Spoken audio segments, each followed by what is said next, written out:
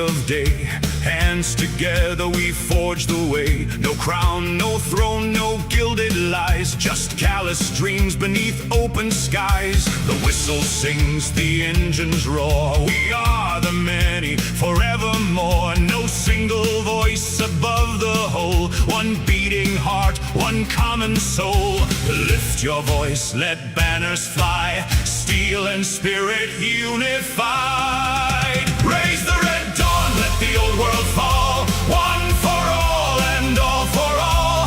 Fields and fire, the people's claim. We write tomorrow in freedom's name. Raise the red dawn, hear the chorus swell. No more kings, no more to sell. In unity we stand as one. The many rise, the many one.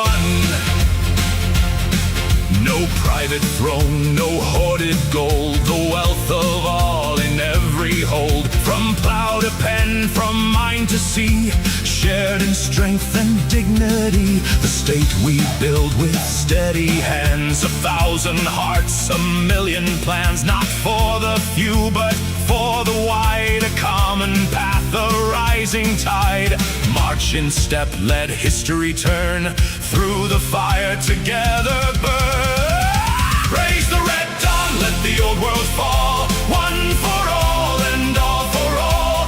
Fields and fire, the people's claim. We write tomorrow in freedom's name.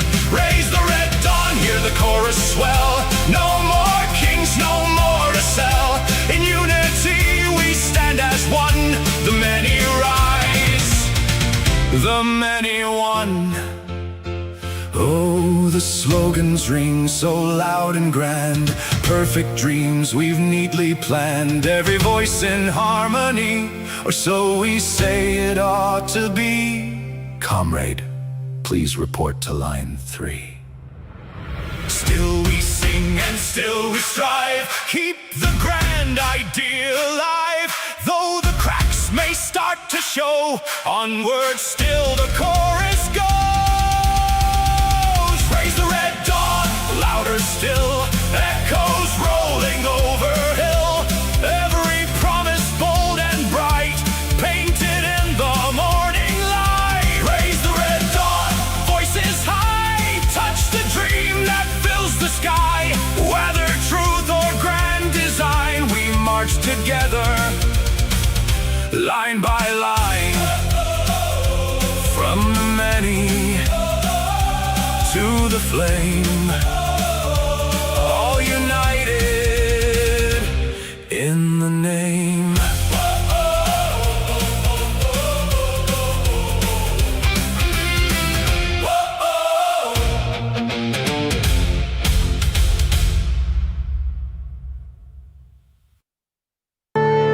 Marvin Divine. I'm saying bye to all the lies and all the times you cried, saying that I wasn't right, yet I was right by your side. You manipulator, playing games, your friends commentators, and I don't know what you say about our private conversations, but it's got them hating. Thanks to all the rumors you be claiming. It's cool, I'm done with you, so they can throw you a celebration. You gon' hate it when you see me with somebody living better. I'm trying to tell you that me just doing me gon' have you jealous. Hello folks, welcome back to the program. It's Friday, May 1st, 2026, May Day, the day the communists and socialists just love to celebrate. Communists and okay, just double checking the sound here. I brought a friend along to celebrate May Day with me, and he has just one thing to say about this day where the sea is red, and not conservative red, like Republicans, but the sea is red of communism and socialism. My friend has one thing to say. I am hurt. Is that all you have to say? That's all he has to say. He is hurt. Anyway, thank you, buddy. All right, so my friend Hurt has that to say about communism and socialism. Welcome back. It is May Day, celebrated around the world by commies and socialists alike. No doubt the ANC is rejoicing in their misery that they've inflicted upon South Africa today. Yes, a red revolution. Yes, well, anyway, so welcome to the program. We have news for you today, your daily indoctrination. Oh, no, that's what the state does. Your daily inoculation. Sorry. It wasn't an indoctrination. It's an inoculation against misinformation, disinformation, bigotry, racism, unfair bias. Whoops, almost knocked the tea over there. I've got to be careful. It is your, well, I've got lots of mascots here, Meerkat. He's not new. Baby Groot has been here for a long time. Anyway, welcome back to the program, and here's where you get the truth, nothing but the truth, and you can decide for yourself what you believe in. I show you the receipts. Let's get to it. Here we go. All right, first out of the gate, November 4th, South Africa will hold its municipal elections. Hopefully, I suspect that Cyril Ramaphosa is hoping that the 190-day window is enough time for parties to effectively campaign against his failing party, and he hopes that the turnout will be good. I encourage folks to turn out on the 4th of November in mass numbers and vote where your conscience tells you to vote. And I hope that that is not for the ANC. If you're going to vote for the DA, PA, Freedom Front Plus, ACDP, that's your decision, whomever you vote for. But I hope that you're not voting for the MK, EFF, or ANC party, which means more of the same. South Africans have a chance to change the trajectory of their lives with local elections, which matter more than national elections on a daily basis. Unfortunately, South Africans don't get that. Turnout last time was around 31%. We need to see 60 or 70% turnout to change the trajectory of South Africa. This is your time. This is your opportunity. This is the place.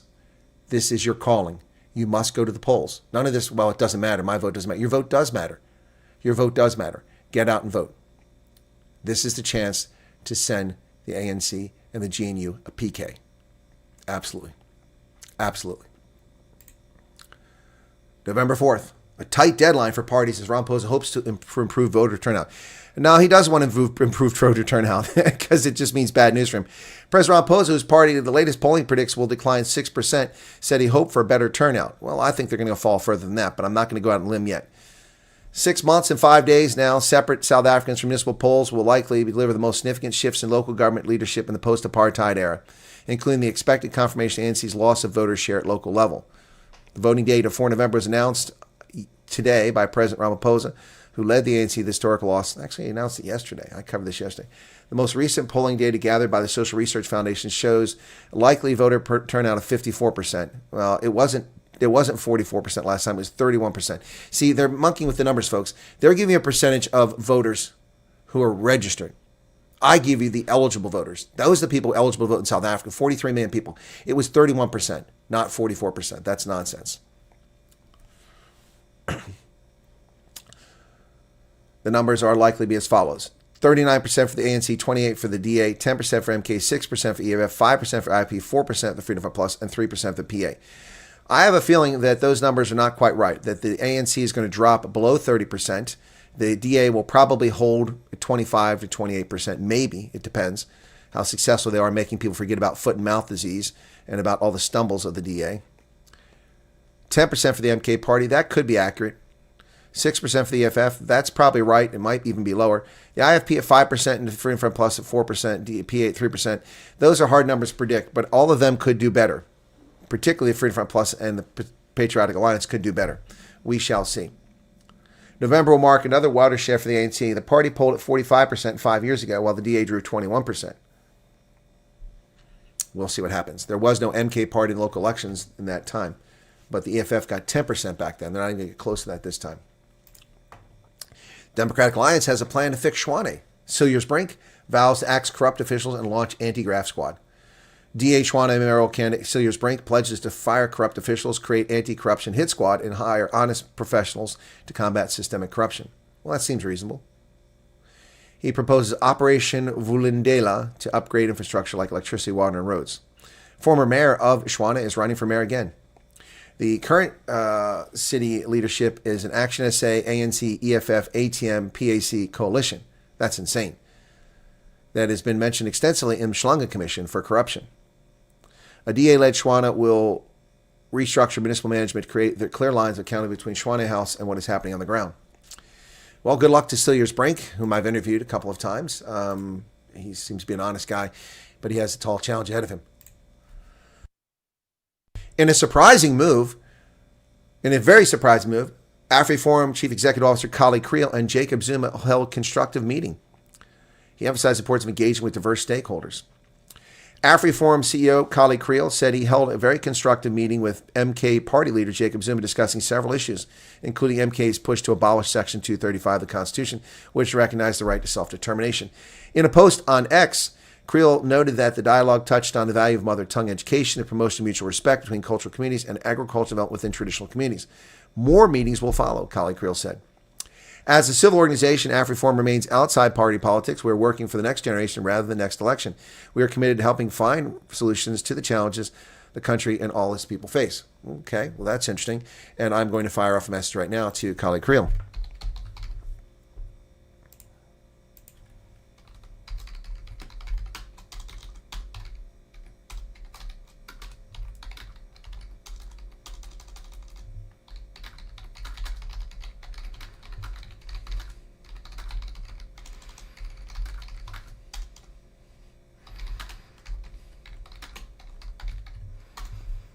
All right, I just sent a Kali Creel message, and it's been delivered. Well, folks, I cautioned. All the so-called experts in South Africa said that, hey, when the Suez Canal is down, this war with traffic diverting around South Africa will benefit from this. It will be a huge impact. That's what many commentators said. Macroeconomic analysts said that. Many political commentators said, oh, we benefit South Africa. And I inform you that that's a fallacy. People talked about why the United States would want to have good relations. Going back to Lady R about how important Simonstown Naval Base is and how important South Africa is in global shipping. And I told you it's not. South Africa doesn't have a navy. Its blue water fleet can't get into blue water. Its submarines are grounded, literally. And its ports are the worst performing on the planet. 78 out of 78 nations with ocean ports, they rank 78th. These ships are not going to stop in South Africa. They're not going to make ports of call because South Africa is a disaster. It's a mess. I told you over and over, and I'll make a video about this because now analysts are proving me correct. So for the clowns who dismiss this as some sort of YouTube channel, and forget that I'm a university lecturer, a professor, a postgraduate, someone who has done all these things, worked in all these areas, taught macroeconomics, taught geostrategy, national security strategy and policy, and economics, and they're just a YouTuber. Well, once again, wrong. I told you, I warned you, it will have virtually no positive impact for South Africa. So let's look at the data. In this story, in News 24 of all places,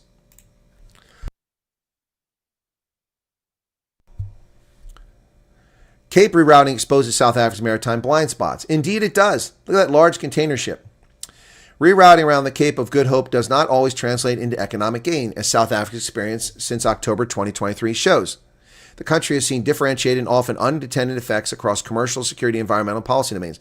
This reflects a broader tension in the positioning between short-term economic gain and long-term structural transformation, complicated by the absence of a national maritime security strategy. A recent Institute for Security Studies hosted closed roundtable highlighted these tensions and challenged prevailing assumptions. The first misconception is that diverted vessel traffic automatically boosts port revenue. Wrong! Several major shipping lines have rerouted around the Cape since 2023, driven by disruption in the Middle East. But look what happened. Okay, the transit traffic has spiked. You see that? Since 2023, the number of vessels going around the Cape of Good Hope has risen markedly. Ships entering port, number of ships transiting.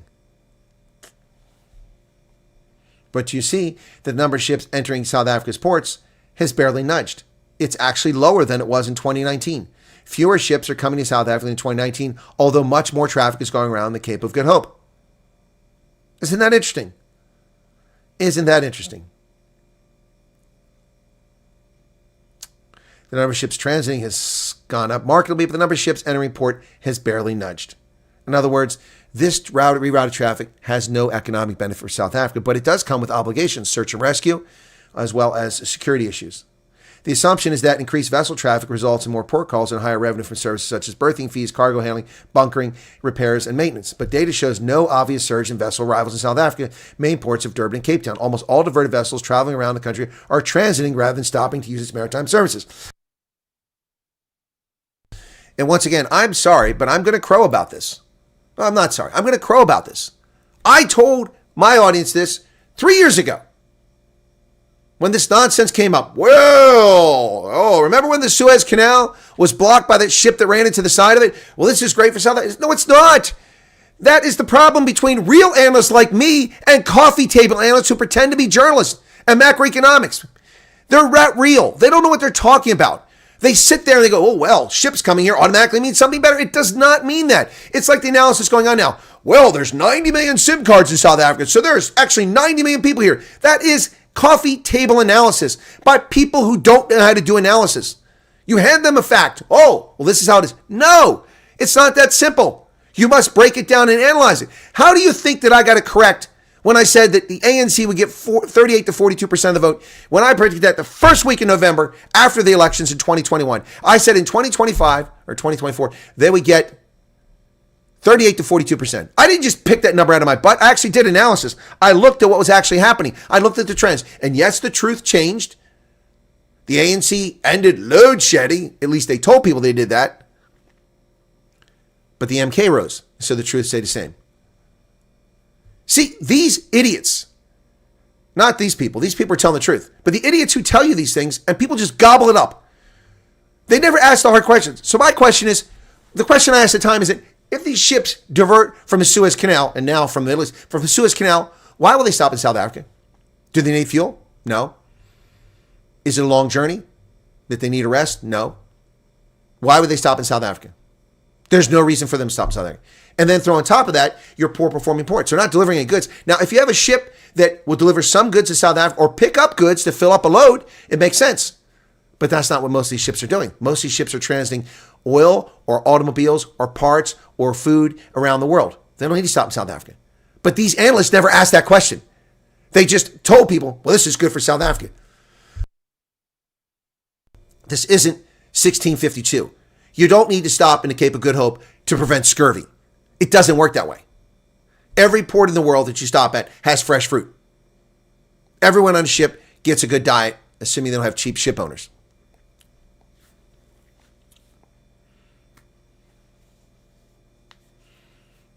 Hey, Brad, how's it going? Yeah, well, there you go. There you go. Anyway, I'll do more on that story. I'm sorry, I'm going to toot my horn because once again, got that one right. Got that one right. So the haters are here. Go ahead, tell people I said I'm right all the time. Go ahead. Go ahead, run your little groups. He's never wrong. He's never wrong. Go ahead, tell him that. You don't hurt my feelings. The truth resides here. By the way, did you guys see this? This was awesome. A couple things. Oh, I promised to share this. Okay, first off, a couple pictures here I want to share. This one is this was last night. This was done by Sharon. This is pretty cool.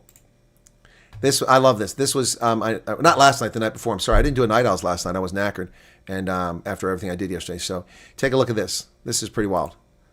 Truth surgery, cutting through the lies, exposing the truth.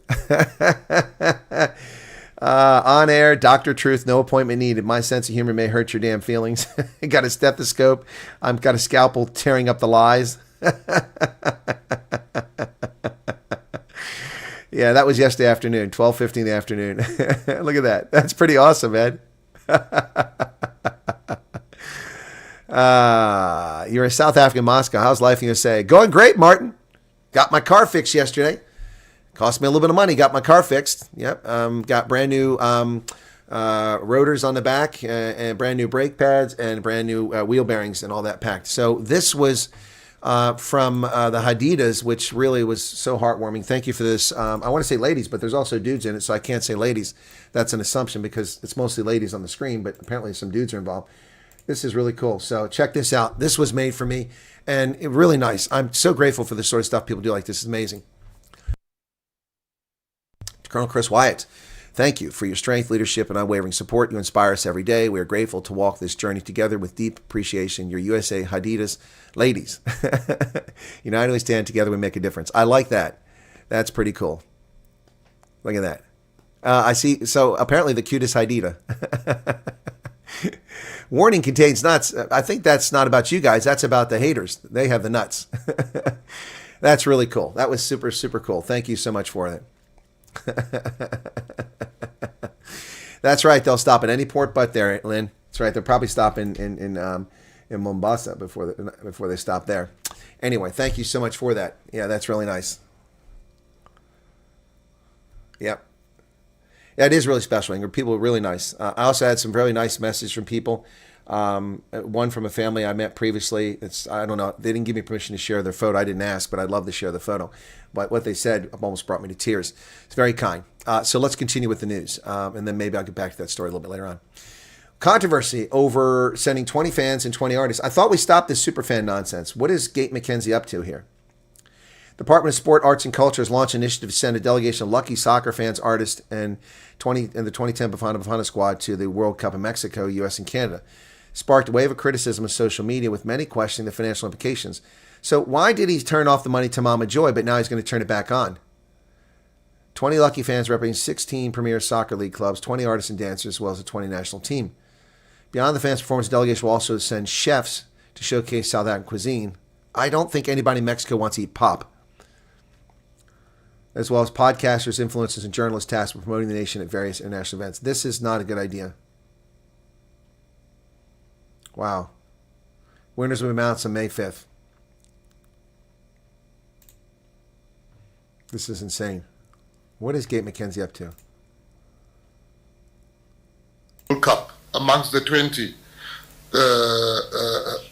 will be Mafiki Zolo and Mikasa.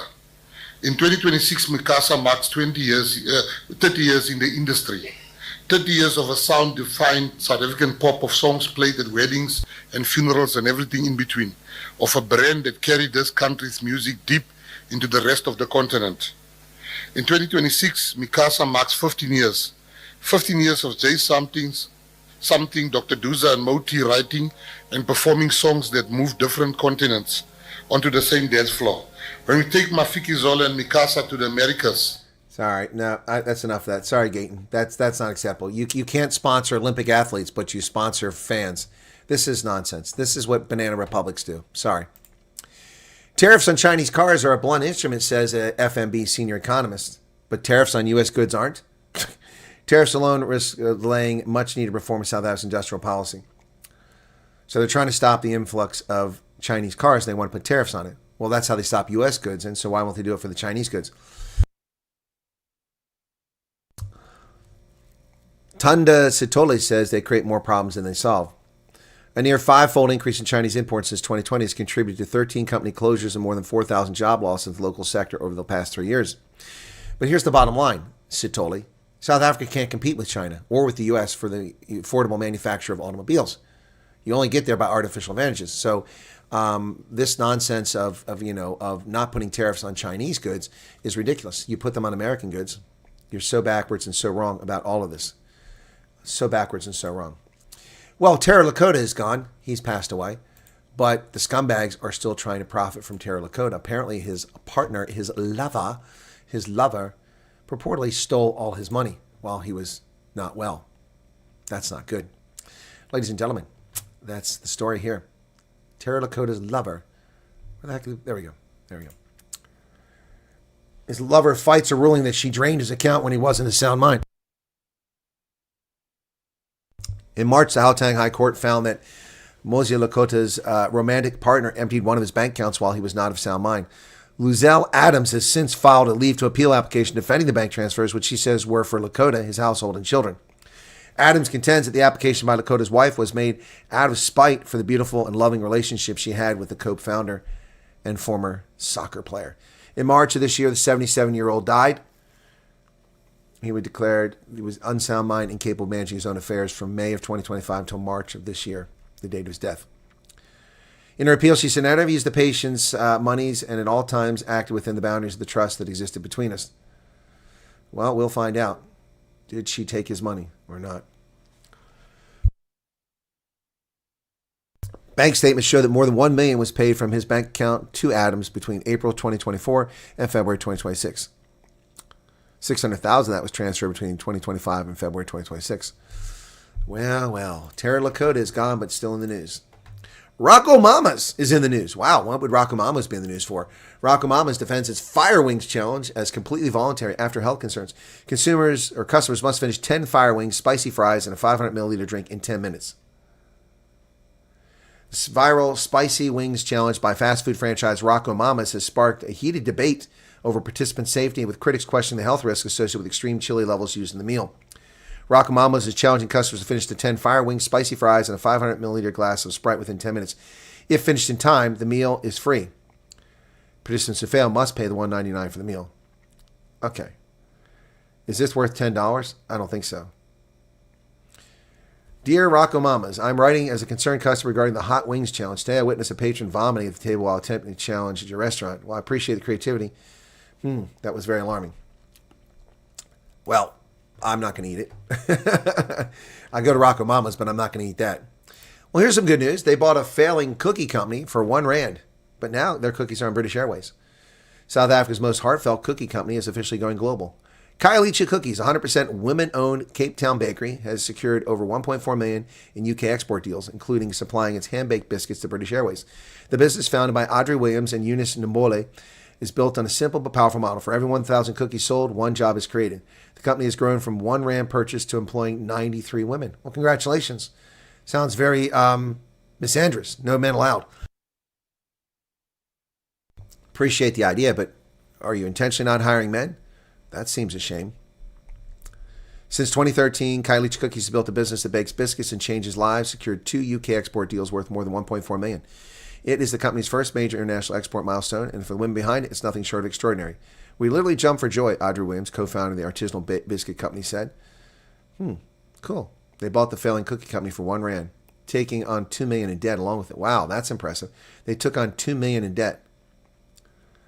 Well, there you go. There's a story. I'd like to interview those guys. I don't have any contact with them. I'll check into it. Kailicha Cookies. Didn't even know about that company. Congratulations to them. Wow.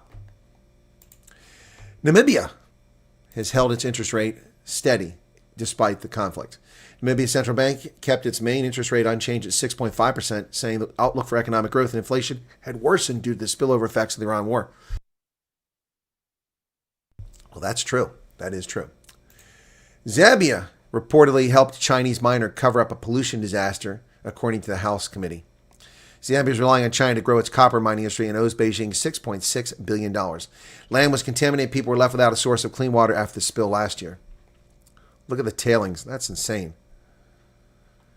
Saddled by billions in crushing debt owed to Beijing, the Zambian government helped the Chinese-owned mining giant cover up one of the worst mining pollution incidents in the country's history, according to an investigation by U.S. House Select Committee on China. More than a year after the tailings dam by Sino Metals collapsed and unleashed toxic sludge into the Kufua River, farmlands along the river valley were scorched. Hundreds of people lack a source of clean drinking water, and residents continue to live on land contaminated with heavy metals. The Zambian government owes China $6.6 billion and is held back from pressing Sino Metals over the disaster, fearing retaliation from China. People living near the river have been fighting for compensation from the mining company. The Zambian government colluded with Sino Metals to ignore warnings from its own regulators about the risk of the company's tailings dam, suppressed an independent probe, and intimidated civil society organizations to prevent them from speaking with victims of pollution. Wow. Well, surprise, surprise. A corrupt African government colludes with the Chinese.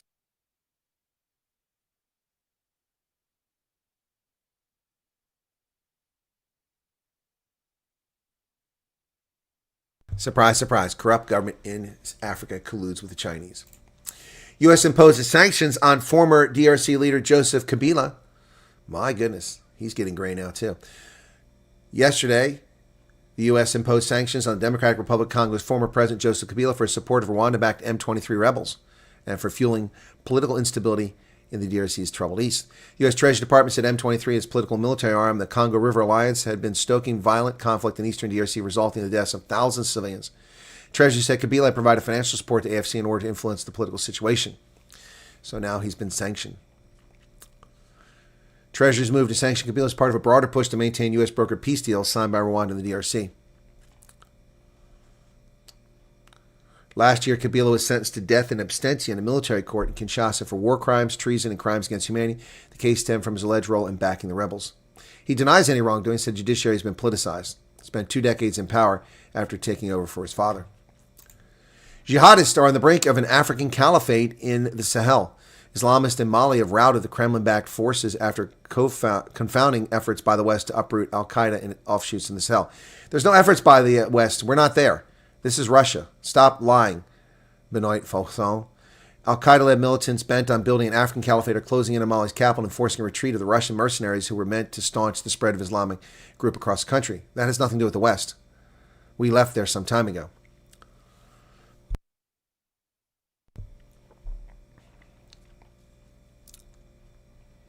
Mali imported Russia's Wagner mercenaries in 2022 in a failed attempt to swiftly suffocate the local Islamist insurgency that has since emerged as Al-Qaeda's most successful and resilient offshoot. The United Nations votes to cut peacekeeping force in South Sudan from 17,000 to just 12,000, and I question that decision. UN Security Council voted Thursday to reduce the ceiling for peacekeeping force in conflict-torn South Sudan from 17,000 to 12,000. The vote on the U.S. drafted resolution was 13-0 with Russia and China abstaining. The mandate will continue now until April 30th of 2027, 1 year. Something that was originally done in Liberia a couple decades ago had never been done before. 1 year. Usually there were 6 month or less mandates. Iran is grasping for a solution to the American blockade, which is strangling the mullahs. The siege reveals a hole in Tehran's strategy of guerrilla warfare and controlling the Strait of Hormuz. They are running out of money. For almost 5 decades, Iran's Islamic government has survived financial pressure from the U.S. by selling oil to China. It confronted American military might with guerrilla tactics, but the U.S. Navy's blockade may have been the match for the mullahs. Hey, Gus. Tehran thought it was gaining the upper hand after the war started in February as it attacked ships navigating the Strait of Hormuz, shutting down commercial traffic. But 6 weeks into the conflict, the U.S. responded by blockading shipments from all Iranian ports. That shut down Iran's network of shadow ships, which for years defied U.S. sanctions, and no longer the case. Now they are starving. Choke the life out of them. Good plan. Blockade should have happened a long time ago. Former leader of Myanmar, Aung San Suu Kyi, has been moved from prison to house arrest. She was illegally arrested during a military coup and had been in prison ever since. The Nobel Peace Prize winner was put in prison by the corrupt military government of Myanmar 9 days after Sleepy Joe Biden became president, and he said nothing about it. Former Myanmar leader Aung San Suu Kyi has been moved from prison to house arrest, and her sentence has been reduced as part of a prisoner amnesty for a Buddhist holiday. Accompanying the announcement was a photo of the 80-year-old leader dressed in traditional white blouse and skirt, sitting on a bench behind a low table. She was detained in 2021 when the army seized power from her elected government. She's not been seen publicly since then, and the last official photo of her was from a court appearance on May 24th, 2021. Earlier Thursday, authorities announced that her sentence is being reduced as part of a prisoner amnesty. The amnesty covered 1,519 prisoners and cut the sentence of those still in prison by 1/6. She was originally sentenced to 33 years in prison in 2022 for several offenses that her supporters and rights groups describe as attempts to legitimize the army takeover. Thursday's amnesty would bring her sentence down to 18 years, with more than 13 years left to serve, according to calculation. Moving her isn't about change or reform, it's about public relations designed to preserve military rule. Exactly right.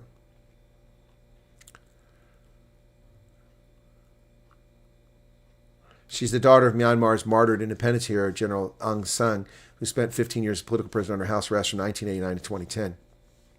Her stand against military rule in Myanmar turned her into a symbol of nonviolent struggle for democracy and won her the 1991 Nobel Peace Prize while she was in prison. She became president later on, and the military overthrew her, claiming corruption. But they are corrupt, and they've committed genocide against Rohingya Muslims, and the world sits silently. Even the U.S. doing nothing. Joe Biden did nothing. Donald Trump is doing nothing. Lithuania says it broke up Russian sabotage and murder plots. The arrest of 9 people reminders that the threat from Russia is real. Ruslan Gabasov knew his activism made him a target of Russia's security service, so when he found an Apple AirTag tracker hidden under the hood of his car last spring, he understood it meant trouble. Just not how much trouble. The discovery of the tracking device triggered a sprawling year-long investigation by authorities in Lithuania where Mr. Gabasov, an advocate for minority rights, had sought asylum after fleeing Russia. That investigation culminated this week when Lithuanian officials announced the arrest of 9 people accused of plotting murders and sabotage across Europe at the behest of Russia's military intelligence service known as GRU. Wow. The group set fire to military equipment in Bulgaria that was destined for Ukraine, carried out surveillance in Greek military installations, according to a statement. Among those arrested was a man in his 50s captured outside Mr. Gabasov's home in Lithuania, where he lives with his wife and 5-year-old son. The man who authorities said had Greek and Russian citizenship was armed with a pistol. Mr. Gavasov said he was at McDonald's drinking coffee when the police called frantic to tell him, "You simply have no idea the danger you're in." Wow. Russia, a bad actor. Also, doch wieder Atomkraft. Angesichts der Energiekrise will manch einer wieder über Kernenergie reden. Ob die gerade eine Hilfe wäre, ist umstritten in der Forschung wie auch in der Koalition. In CDU und CSU hört man gerade wieder häufiger ein Wort, das in der deutschen Debatte über Jahre erledigt war: Kernenergie. Germans are once again considering atomic energy after the fools abandoned it under the ehemaligen DDR fascist, communist, leftist, pretend conservative Angela Merkel. Subail! Angela Merkel, the fascist in chief, who abandoned nuclear energy because of the Fukushima. But Germany doesn't build nuclear power plants on tectonic plates and fault lines. The lesson of Fukushima was not to shut down nuclear energy and build daffodils and windmills that kill millions of birds and solar panels made by the Chinese. The lesson was build nuclear power plants safely and effectively. But they abandoned nuclear power. Now the Germans, desperate for energy, are looking to nuclear power. Long overdue. The Falkland Islands. Those Falkland Islands. Remember those? 1982. The Brits defended the Falkland Islands with a navy that no longer exists, that is incapable. If they had to defend the Falkland Islands, Argentina could take it today and the Brits could do nothing about it. Apparently, the U.S. Department of War is looking at a policy recommendation to support Argentina and its assertion that the Malvinas belong to Argentina. This is disturbing. The United States, even though Britain has become an erstwhile ally and unreliable under the fascist Sir Keir Starmer, and even though the Brits suppress human rights, freedom of speech, freedom of association, and arrest 18-year-old men for carrying the Union Jack on a British street, and imprison people for their social media commentary, while allowing Islamists to desecrate the Church of England grounds by stopping for prayer, even though government officials in the UK have turned the Anglo-Celtic Caliphate into an Islamic state, that doesn't mean that we should support Argentina in its false claim to the Malvinas. The Malvinas were occupied, colonized with no human beings upon it by the British in the 18th century, long before Spain left Argentina and Argentina claimed it. But that's what's happening now. Las Malvinas, remember that? The Falklands. Can Argentina's Milei use Trump's ties to challenge the UK? As UK-US relations nosedive, questions are mounting over whether Trump might shift Washington's position on the disputed islands. That would be a mistake. That would be a mistake, President Trump. President Javier Milei recently sharpened his rhetoric on Argentina's claim to the British-controlled Falkland Islands at a time when his close relationship with President Trump and the latter's mounting tensions with the UK have drawn attention to the future of the contested territory. Trump and Milei met several times. The Falklands, known as Las Malvinas in Argentina, have long been a source of tension between London and Buenos Aires.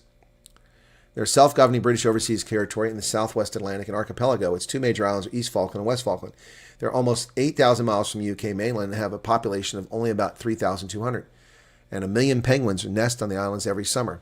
Argentina claims sovereignty over the islands, arguing that it inherited them from the Spanish crown in the 19th century.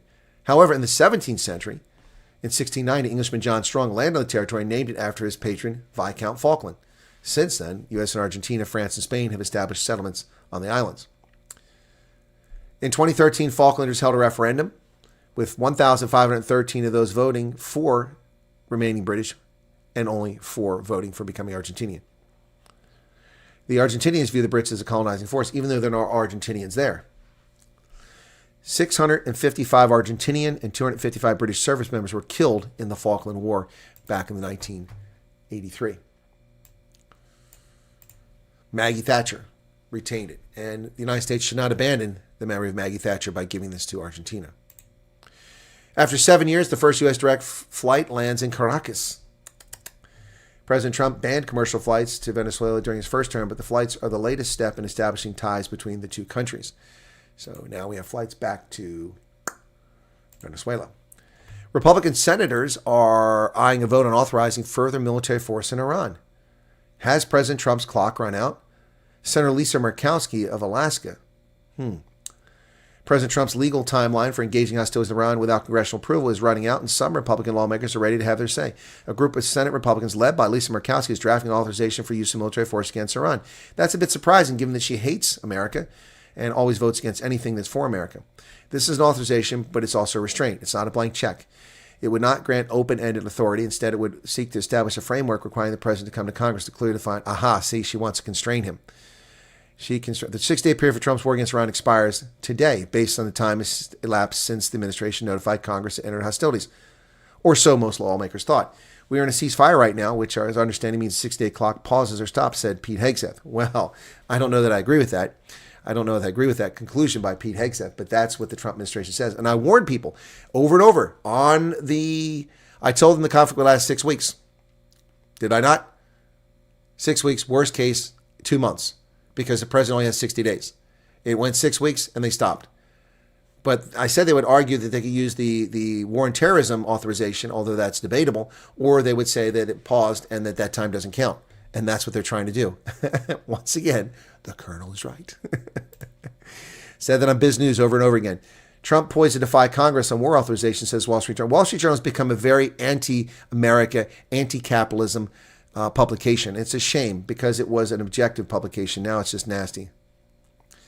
Defense Secretary Hegseth tells lawmakers that the U.S.-Iran ceasefire stopped the clock on the war. Well, that's what he says. I'm not sure I'm convinced of that. Under the 1973 law called the War Powers Resolution, the president is required to notify Congress within 48 hours of military action and withdraw U.S. troops 60 days later unless lawmakers declare war or authorize the use of force. The expectation on Capitol Hill was the 60-day deadline expires today. In testimony yesterday, he said, no. The current ceasefire with Iran, which began April 8th, stopped the countdown. They have a point, but I don't agree with it. Al Jazeera says, has the U.S.-Iran ceasefire reset the clock on War Powers Act? Defense Secretary Pete Hegseth claims hostilities have ceased, but lawmakers say U.S. forces remain active despite halted air attacks. Well, that's not true. They're not active. They haven't done anything. Wow. This agreement reflects a deeper clash over how hostilities are defined and whether a temporary ceasefire can alter legal obligations the White House expected. So Trump will move forward with this, and it'll go to court, and by the time they've decided, this event will be over. The U.S. and Iran have largely halted direct attacks since April 8th. Yep. So, for the War Powers Resolution purposes, hostilities began on Saturday, February 28th, have terminated. No exchange of fire between U.S. armed forces and Iran since Tuesday, April 7th. 3 weeks ago. So there you go, folks. Is Trump's clock run out? What do you guys think? Let me ask you this question. We'll start a poll. Okay, here we go.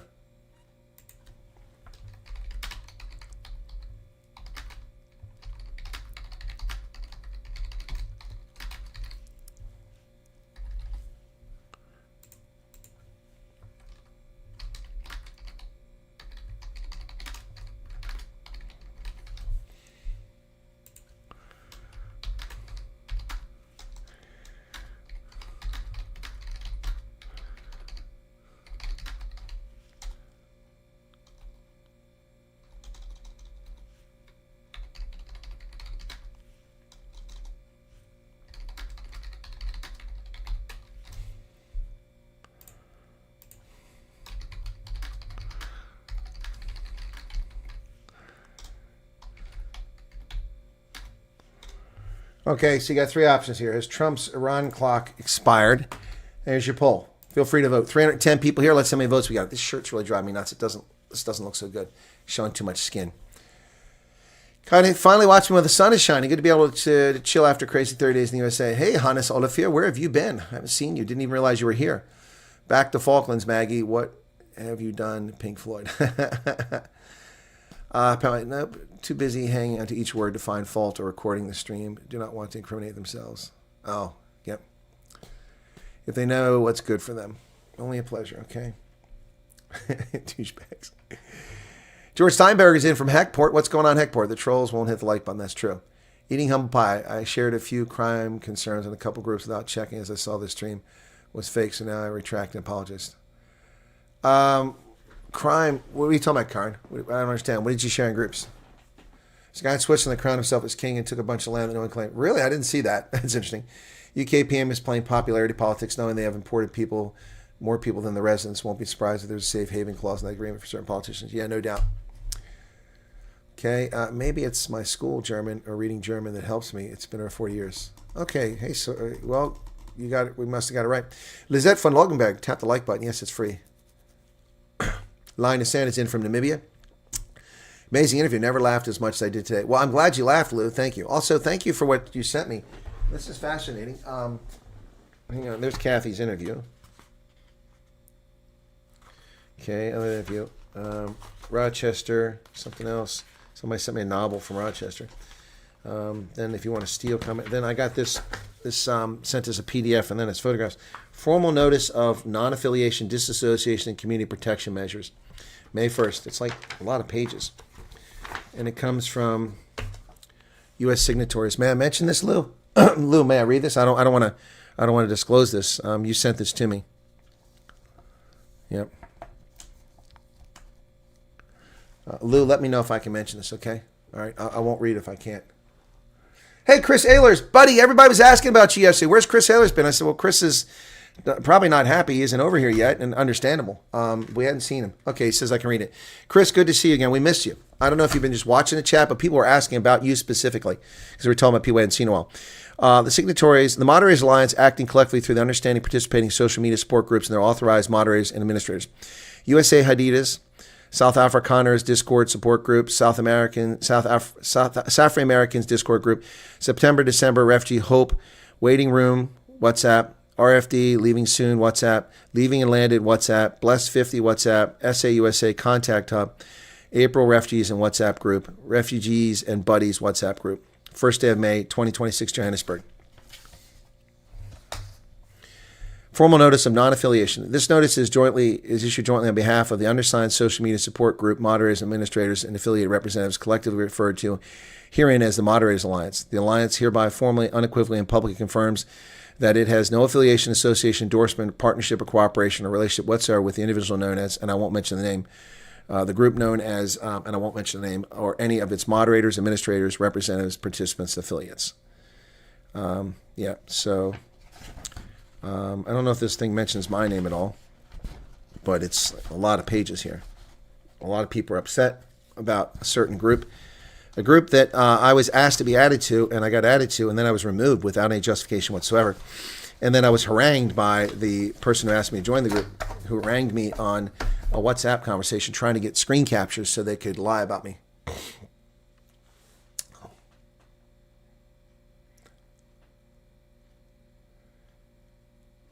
Chris, you're saying you will not be in the USA. Do you know that for a fact? Have you been denied? Or there's just no movement on your case? I don't know if anybody's been denied yet. So if you've been denied, we've got a story to talk about, Chris. Okay. Lou said yes. I see that. Okay. South Bend, Indiana. Okay. Social Security, licensed car, sorted, just waiting to see which job offers best offer. Hannes, you got a car. The personal touch works, brother.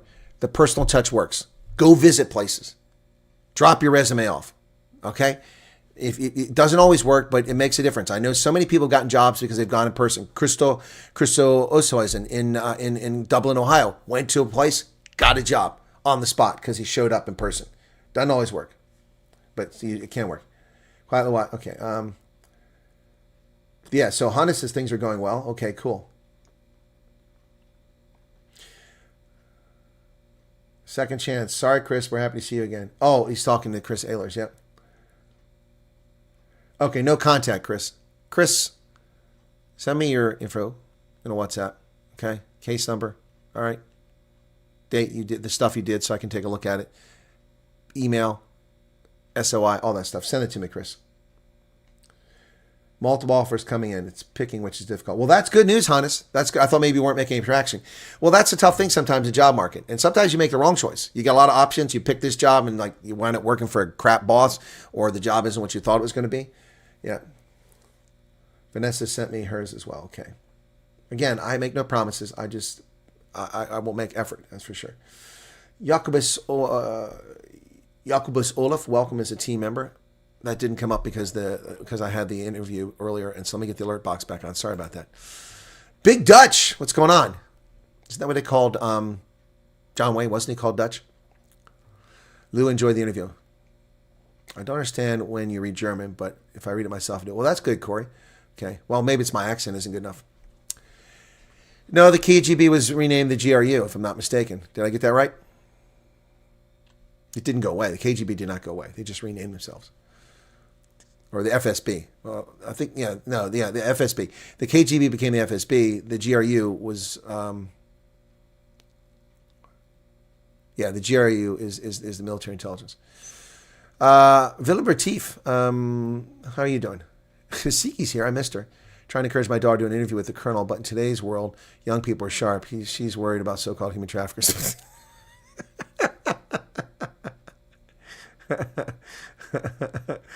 Oh, it's just too silly.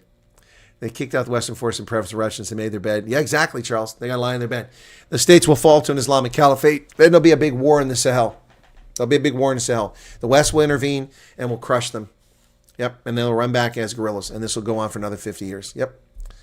Whispered Ink. Good evening. Lovely Hadida ladies. Thank you so much, ladies. That was so heartwarming. May I read this message to you that I received? It brought me to tears. I hope I won't go to tears again. I hope I won't go to tears again, but this was it's amazing.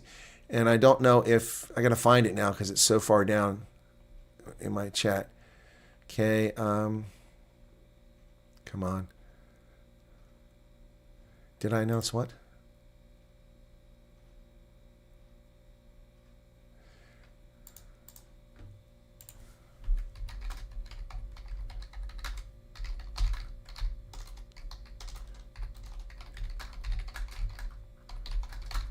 I'm writing to Professor G. Sorry about that. So I'm trying to find now. Let me get rid of that. That's kind of annoying. Okay. What came to me yesterday? Let me see if I can find it. Oh, it was very heartwarming. Well, a lot of people are writing to me. I've got so many messages coming in, but I'm trying to find this specific one. There's Byron.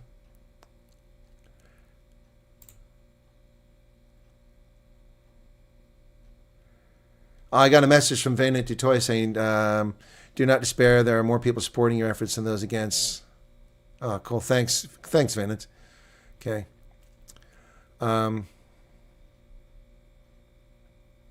Where's this at? God bless it. It can't be this far down. How did I miss this? Okay, I had to have missed it. Let me go back this way. Go slowly and see if I can find it. It was very heartwarming. I read it yesterday. It kind of brought me to tears. I'm trying to remember. Okay, come on. Slowly. Oh, there it is. Okay, here it is. Okay, so, all right. So, Alex, if you're here, not Alex in Ohio, but Alex, who sent me the cowboy photo, if I can share that, let me know. Okay, I won't share a photo without your permission. Hi, Chris. Just watched your videos spoiling it for everyone, and I felt I had to reach out. First, I want to say how deeply sorry we are for the way people have been treating you, the lies, the accusations, the ugly things that are being said. It's honestly disgusting how people can behave, especially towards someone who sacrificed so much to help others. It's upsetting for us to see because we know your heart and your intentions have always been to help. We just want to thank you, truly, from the bottom of our hearts, for everything you've done for us and so many other South Africans. What you've done matters more than you probably realize. My oldest daughter, Ava, still remembers you. She's turning 5 now. I told her I was writing you a message to encourage you when she asked, why? I explained that people have been ugly towards you. Without hesitation, she said, I must tell you that she loves you for everything you've done for us. And that she can't wait to see you again. One day when we finally make it over there. Every time a plane flies over our house, she asks, when is our turn? When is it going to be our turn to go to America? She wants to go and thank you herself. So even if you feel like stopping, please don't forget this.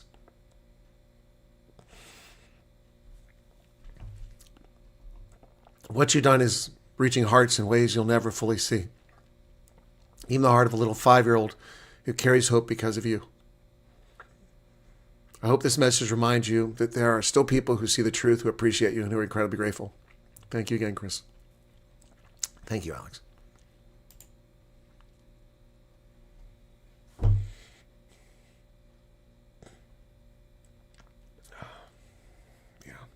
Well, I didn't think I'd choke up this time. I got through most of it. We got choking up, but I definitely choked up yesterday. A little 5-year-old. Yes, I look forward to seeing her again too.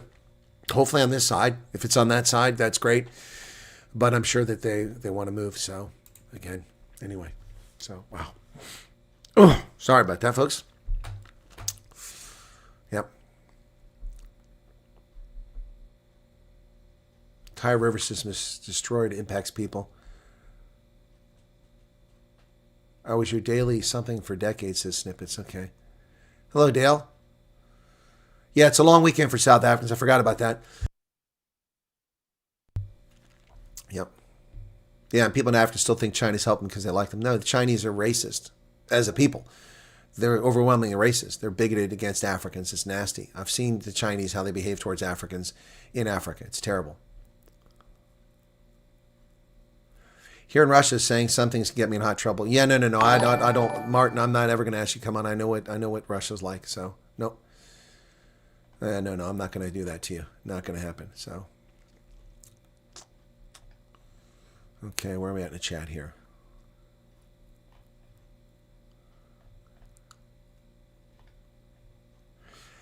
A bit late. We were done with the news, and I can make an error and make arbitrary comments. Yeah, you can make arbitrary comments if you like. And it's the little people that tell the truth. Yeah, no, she's fantastic. Studio upgrade funds. Thank you. Well, thank you for the 200 Rand, Pat Meister. It's very kind of you. Did lady get her walker you purchased? No, it arrives tomorrow. It's a Saturday delivery, Karen. Saturday delivery. I'll be honest. It could have been delivered today, but she didn't need it right away. And Amazon will give me 6% more if I have it delivered on Saturday because it was part of the route. So a little self-interest there. I got 6% back on it. So that's about 75 cents. So I acted in my own interest as well as helping her. So I tell you up front there, Amazon, this little thing I went to push on, it could be delivered today or it could be delivered tomorrow. She didn't really need it today, so she just needs it. So tomorrow I get 6% back. Okay, I'm a terrible person. It's an evil spirit, I guess. Bummed about missing this afternoon's new arrival interview. Had some awesome folks that came to view the farm. Okay, Carl. Well, you can catch it after the fact. Yaku seconds that letter. The Afro-Americana online says, we appreciate it. Well, thank you so much for that. Bummed about missing this afternoon. Okay. Yes, Colonel, if you consider how many lives you've influenced and changed, continue to do so and compare it with the amount of people who are trying to hurt you, there's no comparison. Well, thank you, Snippets. The fact that anyone would want to hurt me, I don't know why. Why would someone want to hurt me? But they do. They do. They do. And you know, I have no use for those people. My late mom said there's nothing as strong as true greatness and nothing as gentle as true strength. You embody both. My mom would have liked you. Well, thank you, Candida. I'm sorry I never got to meet your mom. Lou says, when I get to the U.S., Colonel is invited to my place for a braai. We'll even make braai brookies without onions. Android Megatech, just want to give you a shout out. You are loved, appreciated, admired. Thank you. Thank you so much. Hans says, still in work day over here in Pacific Time Zone, starting work meeting now. All right, Hans. Thanks. Dale says, mods, can I please join Discord? Yeah, I don't have anything to do with the Discord group, so the mods are going to have to share that. Heiner says, Colonel, the tears are real. Nights are the hardest. Sitting alone. Where's that at? I've got my poll up. Yeah, I can almost purchase an onion for 75 cents. Sitting alone worrying for my daughter so far away. I got you, Heinrich. I understand. Yeah. Yeah, I can almost buy an onion for 75 cents. It's almost an accurate statement. So once again, it's May Day. And for the communist, I brought my friend along. My special guest today in the broadcast is this guy here. So baby Groot. And so he doesn't talk a lot, but he does say a few things. So Groot, what do you have to say about today's events, May Day? I am Groot. He never changes. It's always the same thing. Always the same thing. I'm sorry if I got you thinking about your dad. My apologies. Okay. Unless that's a good thing. Oh my goodness. Oh yeah, I got you, Meerkat. The Fagaya is posing his friends, and there are a number of them. And I sniff most of them out right away, but I don't let on. I sniff most of them out. They think they're clever. But good people narc on these people. And I don't even need good people narc. I can figure it out on my own. But yeah, so, yep. All right, we got 262 likes, 319 people here. These lives and shorts has given me and my family hope. Something isn't you can buy. Hope gives strength. Oh, Lizette, thank you so much for that. Andrew Romecta, in your opinion, what has been the most shocking thing of refugees that have come over to the U.S. is culture shock, much more safety, equity? Well, I would say a positive and negative one. Thank you, Neff, for the $10. We're third. That great letter. Okay, thank you, Neff. All right, cool. Thank you for the $10. So Android Megtech says, in your opinion, what has been the most shocking thing for the refugees that have come over to the U.S.? Is it the culture shock, much more safety, or the equality? I would say, from a positive standpoint, it's almost every interview when I first started, everyone was like, it's safe here. I can walk. My kids can. The first thing Willem and Kara Hartzenberg said, I don't have to put markers down for 100 meters so my kids don't go past their bikes. They can ride their bikes. They can be in the neighborhood. It's safe. Every interview, Jane Langton, everyone talked about that. Everyone talked about safety. We didn't really talk so much about it with Jared, but you got it from the sense of what he was talking about, living in a drug-infested, crime-ridden area. He talked about it, but in a roundabout way. I would say that's the biggest shock, is just how safe America is. But again, we have dangerous places. We do have dangerous places. We inner cities and dilapidated areas, yes, but you shouldn't be living in those places. Unfortunately, Jared was. So the biggest shock for most people is how safe America is. Jared is now in Cleveland in a lovely neighborhood, staying with Alex and his wife and Oliver. And I keep wanting to say Olivia, but it's Oliver, because the South Africans and Afrikaans, Olivia instead of Oliver. But he's very safe there. From a negative standpoint, I think some South Africans are shocked at the condition they're put in, like Jared was put in. He was just gobsmacked. TW says, you're so special, Colonel Nerik de Dorling. Thank you for all you're doing. Listening to your talks helped me. My nominated friends told me they made contact. Well, congratulations, TCW. So Andre Megtech, I think that's the thing the most. He's giving me a speech in Florida. Okay. Just to the rands was stronger than U.S. dollar. Okay. Okay. Colonel, never let the hateful voices of the few drown out the thankful voices. No, but what you guys don't understand is that it's a concerted effort, and it's coordinated. It's coordinated by a group of nasty people, and they're spreading things on Twitter. They're spreading things in WhatsApp groups, and they're all lies. Anybody comes and finds my channel will know they're lies. I've never encouraged anybody to out-migrate. That's horse manure.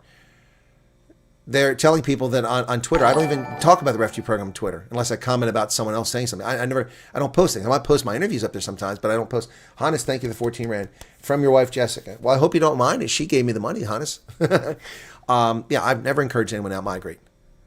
Never encourage anyone. I may have said in an interview or a conversation with people gather around that in those circumstances, I might do something, but I've never encouraged anyone. In fact, I've discouraged migration.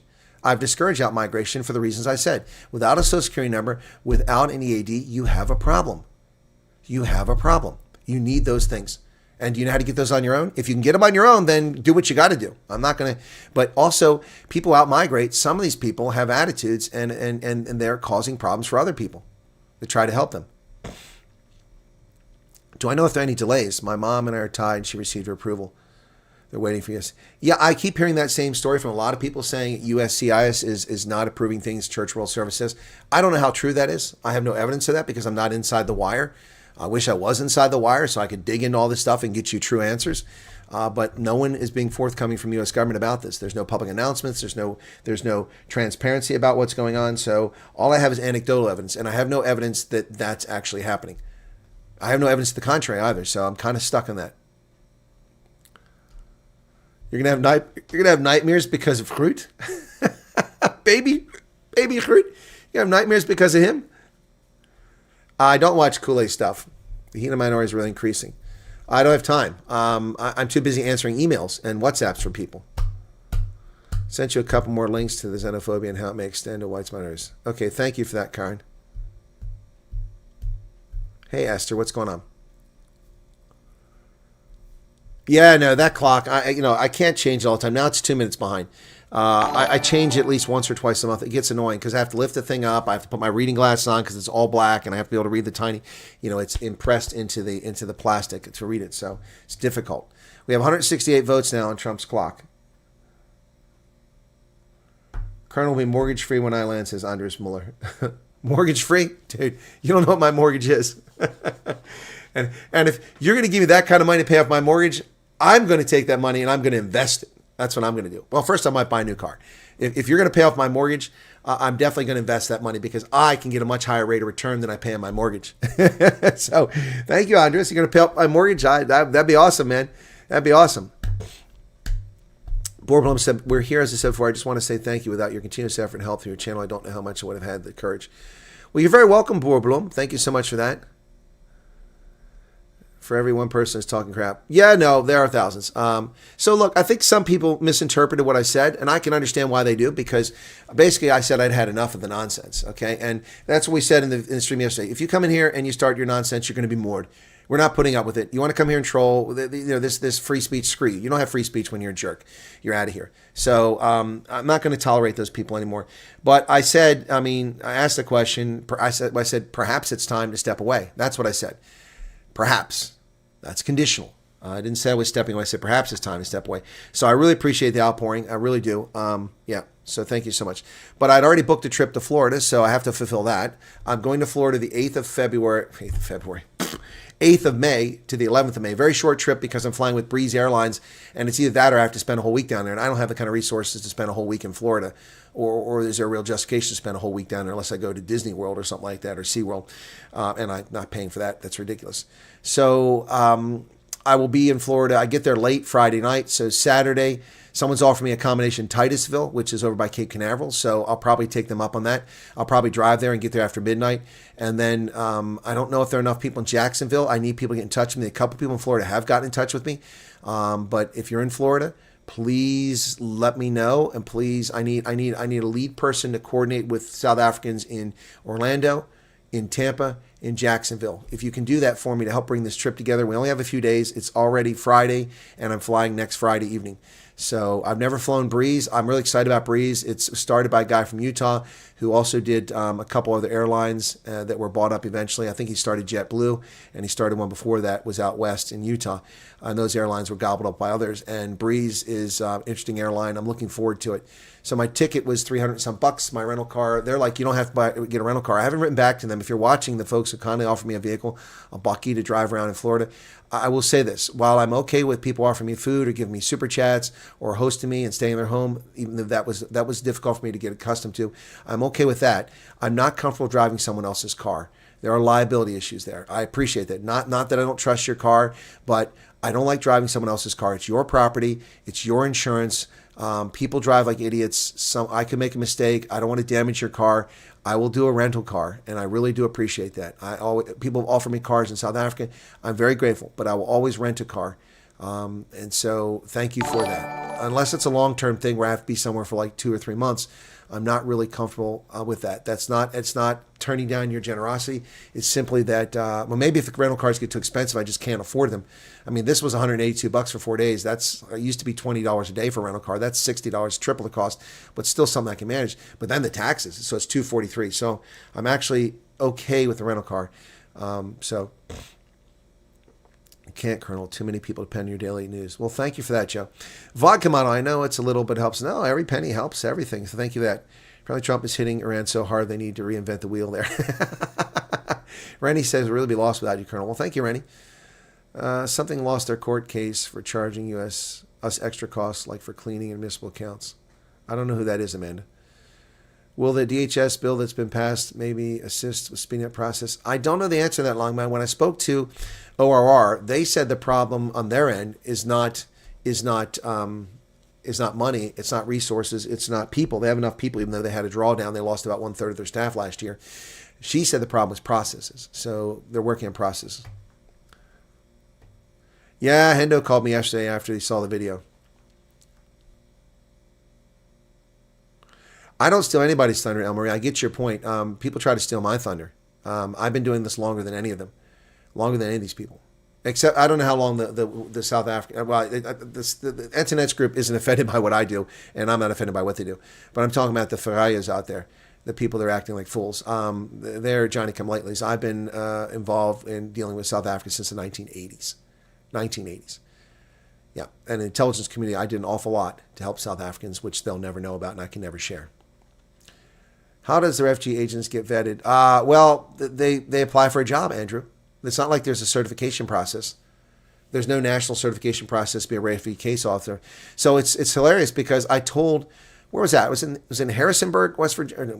No, I want to say West Virginia. Harrisonburg, Virginia, on my way back. I think I mentioned something about getting jobs and go apply for those jobs, be one of those case officers. And one of the ladies said, I mentioned that. I think it was Harrisonburg. If I'm wrong, you can correct me. Harrisonburg, and she said, I said that. And the guy laughed at me and said, no, you have to be here 3 or 4 years before you're qualified. No, you don't. You don't have to be in America. I could go apply for a refugee case officer right now. I'm more than qualified for that job, overqualified for that job. Anybody can apply for those jobs. You don't, as long as you have authorization to work in America, green card or an EAD or an American citizen, you don't need. All you need is the ability to interact with people, and do the job. You don't have to have background in U.S. RAP or in immigration law. Clearly don't. I mean, that scumbag told Jared, you see what he told Jared? He said, Jared, you're an illegal alien now because you're no longer have a case. So that guy's qualified to be, no, he's not qualified. He's a moron.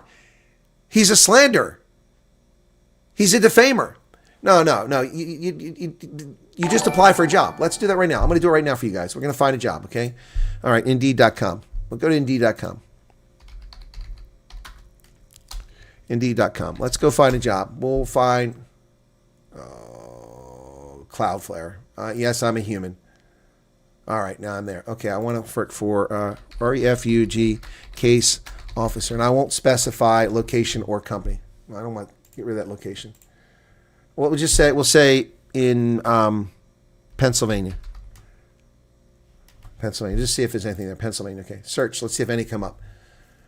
Okay. Caseworker. No, that's not it. No, it doesn't come up the right way here, so I'm going to try again. Case manager. Bilingual. San Jose. Pittsburgh, Pennsylvania. Casa, San Jose. Okay. Let's do California. Let's just do California. Okay, let's do California. California. There's a California, Maryland, by the way, and a California, Pennsylvania. So I'm going to go to the state of California. Okay. Hey, Lou, thank you for that donation.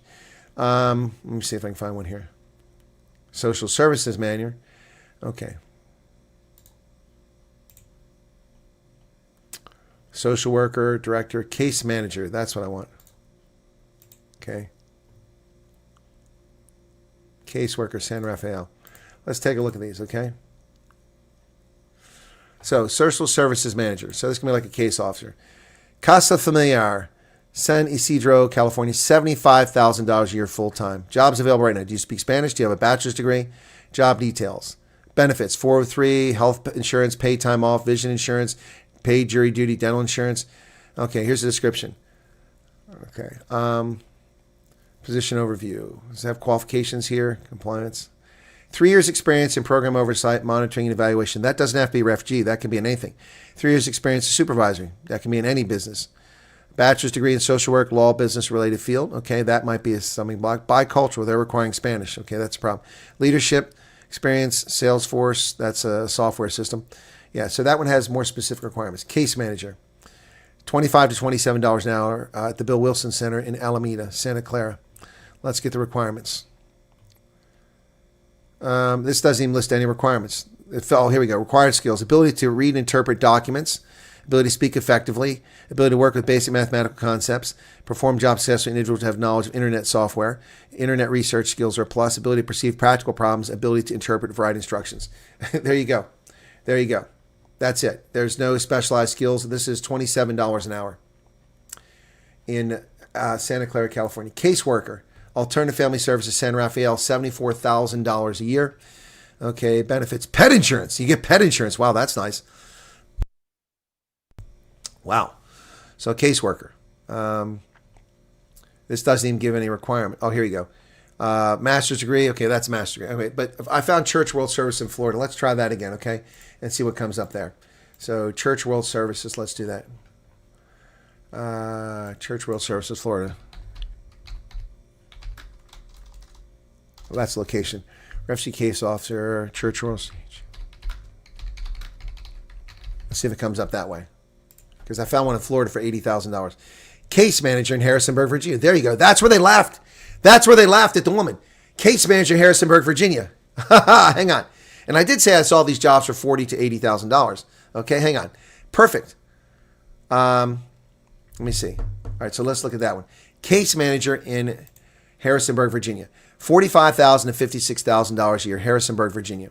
Okay, it's with Church World Service. That's her agency. That's where the guy laughed at her. They have open jobs, and he laughed at her. So there's descriptions. There's responsibilities. Here are the qualifications. A bachelor's degree or 3 or 4 years experience working with refugees or immigrants, previous case management experience. Okay, so they have specific requirement for the job there. But he laughed at her. But that's ridiculous. You don't have to have experience. That's just their requirement, that organization. But you can sell people on your skills if you've done social work or something like that. So yeah, this is, anyway. Sky News reporting xenophobia. Yeah, well, Sky News tends to report on things. I'm interested in understanding how does the refugee agency... Oh, I answered. Andre Megtech answered that question. Katya, no, I'm not planning Miami. Not yet. Not yet. It all comes down to cost. I mean, again, I'm not making money doing this, so I'm spending a lot of money, and I can only manage certain things, Plus, I've got other events going on. So Miami's not in the cards right now. Okay. That was a super chat. Lou gave one. Person has now changed the group name. Oh, because you guys called them out. Is PetLift a legitimate venture? It seems like a data collection site. Are you talking about Operation PetLift? Operation PetLift is not doing anything right now. They're still there, but they're moribund. They were not collecting data. They made a legitimate effort to try to help people bring pets over, and they were sabotaged by people. And people reported them to the State Department with malicious lies that were untrue. It took them several months to get a hold of the State Department and refute those lies and get back on a list the State Department would allow them to do things. So that's the state of Operation PetLift, OPL, if that's what you're talking about. I've interviewed Morgan, and that's where it's at. But they're not currently sending pets over. To my knowledge, no one's currently sending pets over. Project X claimed that they were sending pets over. They sent me a photograph of a pet that had been shipped over. I shared that online. I told people that they said they were sending them over, but to date, they only had one or two that come over. And that later I understood that Operation PetLift was providing information on how you get the pets over, not necessarily shipping over. I don't know if that's true. I never spoke ill of Operation PetLift, yet I've been sabotaged, betrayed, stabbed in the back by people associated with that organization repeatedly because I wouldn't give them a grievance line to air their grievances over grievances that were not legitimate. So, so there's no one that I'm aware of. That doesn't mean there's no one. There's no one I'm aware of that's organized to bring pets over. You must do that on your own, as I said from the outset. If these organizations were able to pull it off, great for them. But it's expensive. And I was attacked last year. That's where all this bullshit started. It all started with the pet stuff. Everything started with the pet stuff. And then the second thing was the nonsense about green cards, EADs, and work permits, all that stuff. And then, so that's where it all started with those two different groups that are playing games. So the pet thing, someone came in my chat last year and said, someone asked how much it costs to ship a pet over. And I said, well, it's expensive. And they called me a liar. They said, it's only $200. And I said, that's not possible. I didn't call them a liar. They called me a liar in the chat. And I said, that's not possible. I shipped my cats from South Africa. It cost me thousands of dollars.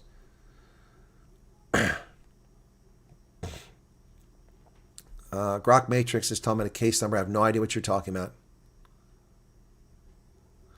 Trevor had hope for Gate McKenzie. Andres got you covered in Wyoming as well. Okay, Andres, thank you.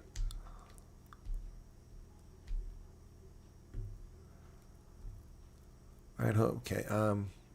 Yeah, so I don't have a statement on Artemel. All I know is what Morgan Alsop has told me, the most recent thing.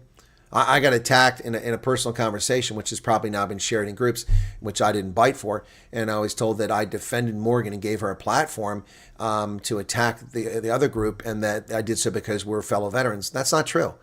I invited Operation PetLift on here because I knew of their existence, and someone gave me a contact that was in the group and asked me to interview them. And my audience asked me to interview because they were interested in pets. That's why I interviewed Morgan Alsop. And during the interview, I don't recall her attacking anyone personally. I don't recall that, and I didn't pursue that. That's my recollection. So, yeah, anyway. But ever since then, anyway, I'll just leave it at that. Yeah. If three things you never borrow: your car, your wife, or your tools. Or your underwear, Carl. And it's not borrow. You're using African language. It's three things you never lend someone. Is there an IRC post in California? Yes, there is. There is a National Rescue Committee. I've dealt with them, Utopi, in Modesto, California. The colored couple, who I've never heard from again. I guess they're doing well. The colored couple in Modesto, California last year were having a very bad experience. And I wrote to the IRC in Modesto, and I said, if what they say is true, this is very bad. Could you look into it? And to their credit, IRC contacted me on Monday, Tuesday, and Wednesday to inform me of all the things they did to improve the situation for that family. And as far as I know, things were improved. You can't throw a blanket over any agency that's nationwide and say that everything's bad. Church World Services is horrible. However, in Tampa, Florida, we've had refugees had an incredible experience with Church World Service. In Erie, almost everyone's had a bad experience, but one lady had a very good experience with her agency. So, I mean, a different agency, though. So I don't know what to say. It's just, yeah, Operation PetLift is not working right now. So nice to have your news on at this time. I was wondering why you were doing it this early. Going to take some time. I'm not doing it early, Vanner. I do the news at this hour because South Africans glommed onto my program, and half my viewers were in South. At one time, 85% of my viewers were in South Africa. That's changed over time, back and forth. But with so many of my viewers being in South Africa, it's based on their time. I adjust my time. So right now, I get to do the news at noon, but in daylight savings time, I have to do it at 11 a.m., which sucks for me because my morning's completely shot. Avalon, hello to you. Another Hadida. Yeah, it's not early, Werner. It's just this is when I do it. I can't accommodate everybody's time. I'm trying to get the largest audience possible to get the word out. And this works best. Try IRC posts in California. Oh, you want me to? Oh, you mean for jobs? Okay, IRC. Okay, IRC California. Well, I'll just put International Rescue Service, okay? A Rescue Committee, yeah. International Rescue Committee, California. Let's try that. All right, International Rescue Committee, California. Oh, no results. We'll try IRC. I put IRC, okay. Family Services Coordinator, International Rescue Committee, San Diego, $81,000 a year. Statewide Family Services Coordinator, San Diego, $81,536 per year. Payroll, $35 an hour. Financial Coordinator, San Diego, $35 an hour. Immigration Legal Assistant, $27 an hour.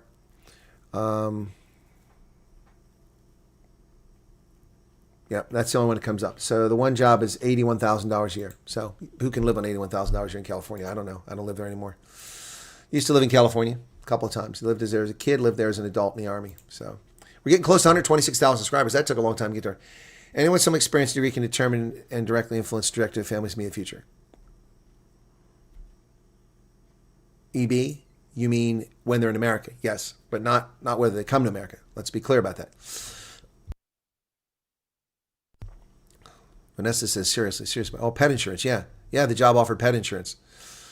Hey, all of you, what was that? It jumped ahead on me. Okay. Most jobs here offer pet insurance. I never heard of that before. I never had pet insurance. Glock 19, pretty. Okay, what's Garrett talking about? Good evening, Proudly Boromicey.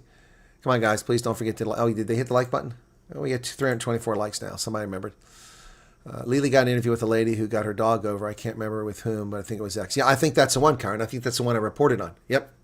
No, I think that's the case I reported. And Nicole Feldman from Project X sent me the photograph so that I could show it, and I showed it. And then I was accused of never talking about them doing it. That's nonsense. I did.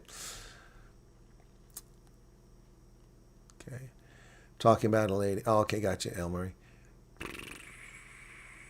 See, Saga is reporting a break-in and firearms stolen from... Yeah, I reported that yesterday, Pat, the story about the firearms being taken. I don't think I would want to work at a woke anti-Trump agency. Rather flip burgers, says Meerkat. I got you. Spook is laughing about something that Snippet said. Garrett says the crew says hello to the crew. Artemis says, thank you for addressing Operation Pet Lift. Well, no, I'm happy to address it. That's what I know about it. Actually, I sent Morgan a message. I sent her a message recently, so... hang on a second. Yeah, she wrote back to me yesterday. I wrote to her about what happened to me, and she said, yep. Okay, so I don't know if this is a secret, but it's still working. It's still working, and Operation Pet Lift has a plan to be operational, okay? I won't say when. It's not that far off, okay? Not that far off. So Operation Pet Lift may be back on the scene, okay? Dale says, thanks for all the info and keep me company while I'm busy in my workshop. I could chat more, I know, but I do need to work, cover the bills. Exactly. I actually asked for a quote. That was the price, and it's not a direct flight. Imagine the stress on that kitty. Vanessa, I missed that. What did you say? Amazing me how there's been propaganda against you. You've shown incredible perseverance and resilience, but I can imagine it gets tough sometimes. Yeah, no. Well, these people will be exposed. They get exposed. Stupid people believe stupid things, you know. Again, it's penis envy is what it comes down to. It really is. It's what it comes down to. Some really nasty people. 3 cats are 89,000. Yeah, I'm not surprised, CCW. That's 89,000. That's, yeah. What's that going to cost? Let me see. 89,000. What's that? 89,000 divided by 3. Oh, that's not what I want. 89,000 divided by 17. $4,000? It's 5,000. Yeah. It's $5,200. That's because you have 3. I had 2 and it cost me $4,000 some dollars the one trip. Yeah, no, and I was called a liar on my own program.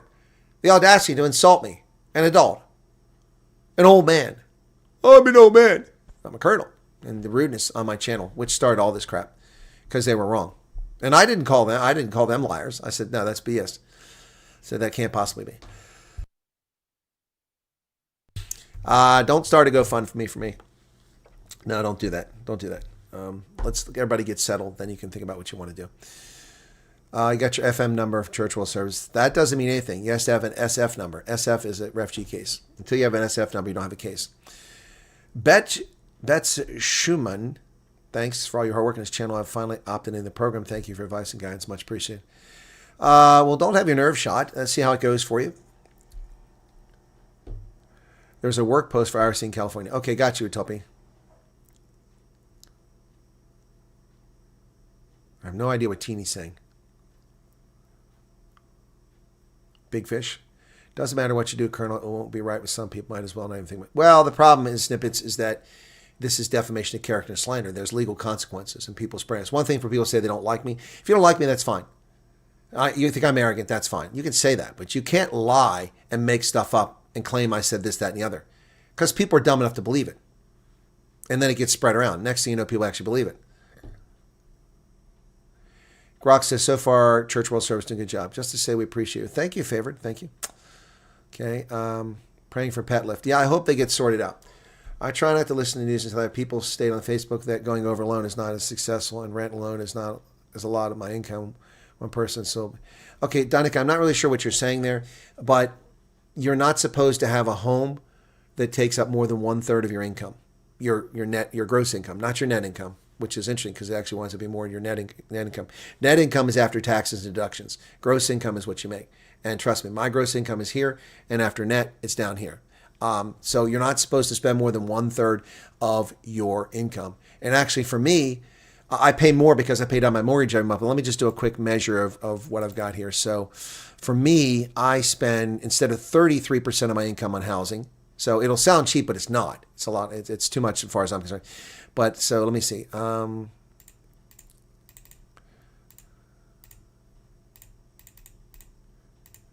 I spend 19% of my income on my housing every month. That's before I plus it up. When I plus it up every month, then I spend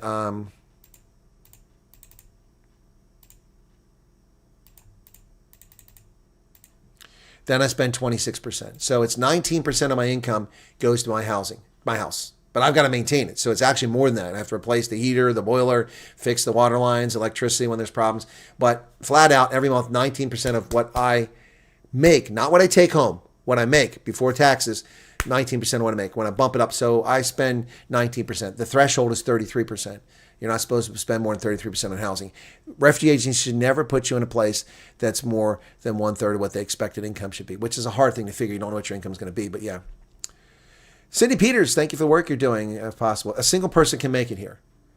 It's harder, but if you get the right agency that helps you out, you're going to get off and you're going to be fine. Okay. You may have to start with a job you don't want or don't like. Maybe you're flipping burgers at Wendy's. Maybe you're working at KFC or Wingstop or Walmart, but an income is an income. And then you can search for work in your qualified career field as you're doing that. And when people say to you, so let's say you're a industrial engineer and you take a job serving burgers at McDonald's for 3 months and you're applying for jobs, you apply and like, well, why are you working at McDonald's? Well, I came over here as a refugee and we don't get much in the way of resources. I want to be responsible and I want to get in the workforce as quick as possible. This was available. I'm not too proud to work there. I am an industrial engineer. You can see I've got 25 years experience. These successful projects I've done. I feel I can make a great contribution to your company. Understand that I just took that job in that service industry because I want to contribute to American society. Boom. I want this guy. I want this gal. I want them working for me. That's what I want. I want someone like that. Stolen firearm, if charged with negligence. What if one gets USA and charges are filed? Will one be deported? They would have to extradition. They would have to file an extradition treaty. I seriously doubt that South Africa will file an extradition treaty with the United States to have someone repatriated to South Africa who was accepted as refugee based on a South African government claim that they were negligent with a firearm. I seriously doubt that. I'm not an attorney, but a extradition request requires a lot. The United States has not asked for an extradition request against Julius Malema for threatening President Trump's life. You'll notice that James Comey's just been charged with threatening President Trump's life, but he did so with seashells. Julius Malema called for the death of President Trump, and they haven't done anything. I seriously doubt that they're going to honor a extradition request. We sent you a private email on the 22nd. We really value your input. Oh, Sonia, okay, the 22nd of April. I'm way behind on that one. Thank you. Let me write a note down to myself about that. Everybody sends me emails, but I don't catch them all. So, Sonia, 22 April.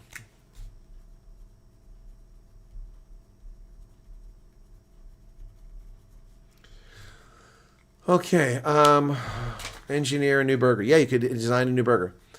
Where I live, normal salary is $10,000. Whoops, that jumped on me. Hang on.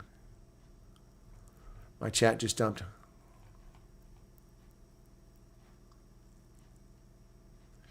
Your numbers have changed due to other podcasters running at the same time. Yeah, I've always gone out of my way not to interfere with other South African content creators or those who are covering the same topic as me. That's why it's another reason why my stream is this time. When I started streaming during lockdown, that's when I started streaming, I did it at 5 p.m. because Ronaldo was on at 7 and my streams ran long. I didn't want to interfere with his show. And no one else was on at 5 o'clock and people were at home. So I did 5 o'clock. And then all of a sudden, a few months after I started doing that, Morning Shot, which had 4 times as many subscribers as me when Roman was there, started doing streams at the same time as me. I couldn't compete with that. I didn't want to compete with that. I wanted to watch his show, and now he's running at the same time I am. So I changed my time to 6 p.m. Ronaldo was at 8 p.m. I said 7. He was at 8 p.m. So there was still 2 hours. So there's no danger I'm going to run over. Then Ronaldo moved his show back to 7 p.m. for his own convenience, which is fine. It's his prerogative. But I run over. Like right now, he's on. But I'm sorry. I Ronaldo knows it. We just work it out. But yeah. So I try to go out of my way not to have streams on when other people are streaming. It's just out of consideration. But I mean, people stream at all hours a day. People are welcome to stream anytime they want. People want to stream right now while I'm streaming. That's their prerogative. People prefer that content. That's their prerogative. But it does kind of suck when people watch all your channels. But you know what? I don't control that. It's a free world. You can broadcast when you want. So, yep. Email address, Harley Hermander. One of the mods can put that in the stream. Please do that. All you need to do is get Groot a nice fluffy pink gown. You can call Groot Snippets. You're funny. Can you do a video on various requirements for pets, please? I have 2 cats and you decide whether to... Don't kill them, Karen. No. The journey... Okay. Karen, it's not that terrifying. The cats will be okay. My cat, Prince was a very skittish cat. I adopted Prince in Tunisia. Prince would jump at a shadow. He wasn't unbrave, but he lived on the street when I adopted him. He grew up on the street. He was abandoned as a kitten and grew up on the street. And I adopted Prince. Prince, even to the day he died, you had to be careful with sudden moves because he was alert. Prince made the trip to Africa.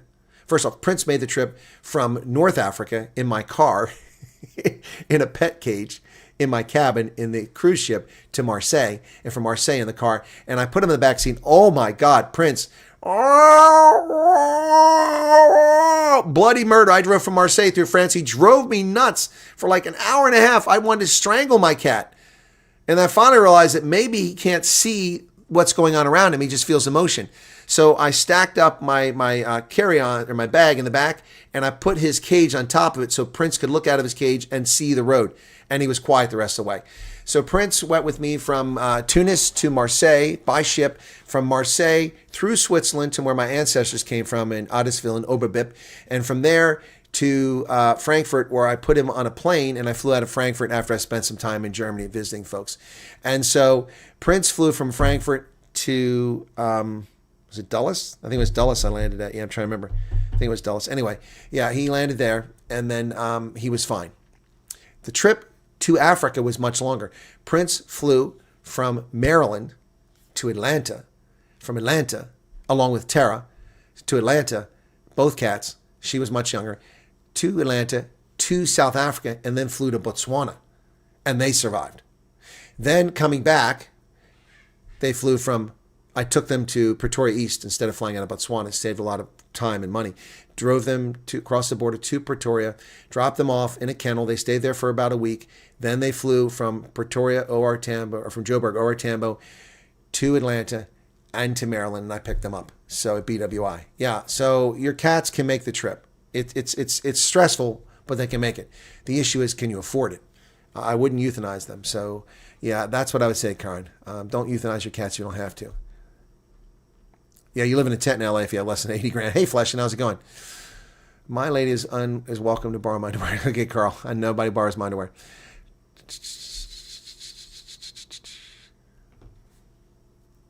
Can you transport bunnies? Daisy, I think she said you could do that. That's an unusual request because I asked about different animals. You know, I even mentioned horses jokingly. She said, "Well, they're working on horses, but horses are a fortune." You know, reasonable salary to earn, please. Okay, Suzanne Bracy, I can't answer that question. Depends where you're at. Depends what industry you're in. Okay, the reasonable salary. I mean, for me, at my age, in my experience, I mean, I'm not going to take a job that pays less than $120,000 a year. I'm not. First off, I'm not starving. I'll survive, but I'm not going to take a job because my time is more valuable. I'm not 22. I don't look at 60 years of life down the road working. I'm at that stage where I'm worth that much and much, much more. And I've turned down 4 jobs, all making $200,000 or around $200,000 or more in the past year and a half. So yeah, because I didn't want to give up a year or 2 years of my life living someplace. I'll give up 6 months. You're welcome, Cindy. Okay. Right. If you start a fund for me, people accuse me of trying to make money from refugees. That's why I'm saying don't start a GoFundMe. Please don't do that. That's the reason why I didn't start an NGO. From the very outset, in the very beginning, people asked me to start an NGO to help South Africans with the refugee program. I refused. Some people got hurt. Their feelings were hurt. Why won't you do it? I won't do it because then I can credibly be accused, even though I didn't do anything wrong, of doing it for personal gain. There's no personal gain here, other than maybe more viewers. You know, ooh, wow, that's exciting. Hey, Bex. Okay, I'd rather watch Colonel's ads than Ronaldo's. I don't control them. Love the content, awesome. Help, it means the world to know that there's a chance of safety for my kids. Also, if I get placed with my friend and our case are linked, if they offer me to sleep on their couch, or must be booked, I don't want to cost more. Donica, in many cases with singleton refugees, they ask refugees if you're willing to take on a roommate. If they get a place that's large enough, then you can split the rent. That can happen. So that can save you a lot of resources. But you shouldn't be a woman put in a place with a man. That's not right. Prince wanted to see the purple rain. That's right, Ants. How you doing, Ants? Haven't seen you in a while. Little dog, Chihuahua, stops eating and drinking water just when I'm not home. Well, yeah, okay, but Meerkat, your little dog is not going to be alone for a week. Your little dog is going to be, worst case, put in a kennel, and then flown over. So it just depends on the timing. Yeah, bunnies can be transported. I know they can, but I don't know if Morgan's still working that. So terrified of voices outside. Gotcha. Well, mine was a feral cat too, Prince, and he survived all those trips.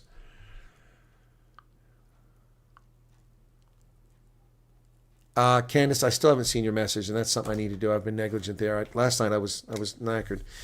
Candace.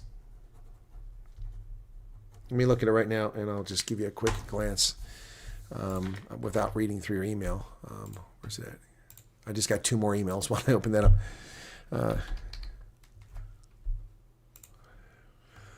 Okay.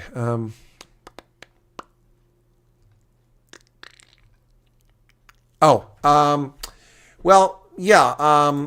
Job market is pretty good there, I would imagine. Let me look and see.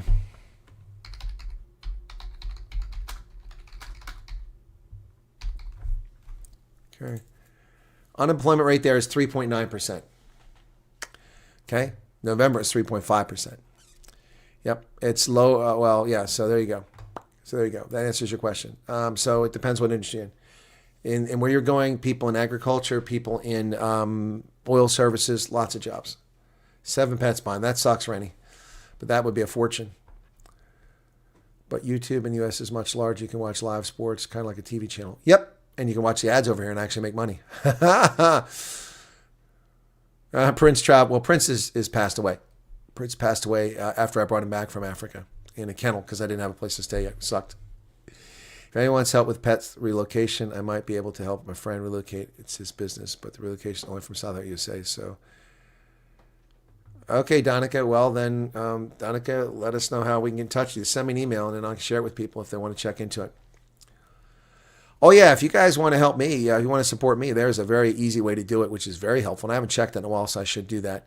And that overcomes the big amount of money that's taken by YouTube. Where the hell's it at now? I'm trying to find it here. I gotta go back slower. There it is. So there you go. If you want to help me, I haven't looked at that in ages. Let me take a look and see. I haven't looked if anybody's put anything in my PayPal. Let me see. Okay, log in.